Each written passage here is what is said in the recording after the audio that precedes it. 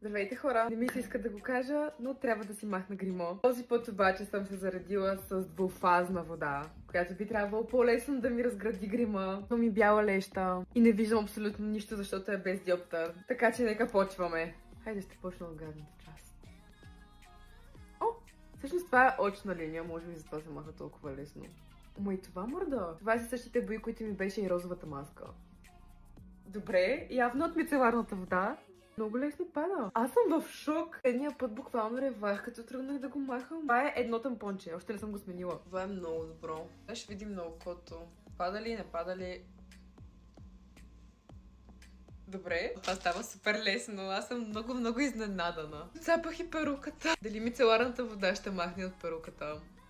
Ами наполовина сме готови вече. Аз съм в шок. Просто съм в шок. Добре, имам вижън с розово на вежата и с розов кетчуп и с някакви панделки ето тук.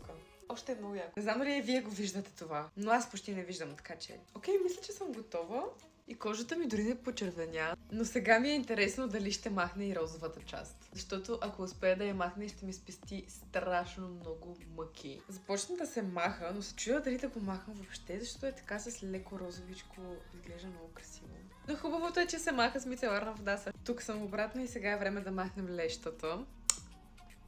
Добре, това беше лесно и бързо, но окото ми е много червено. Сега ми е странно, че виждам, защото не съм виждала от 4 часа.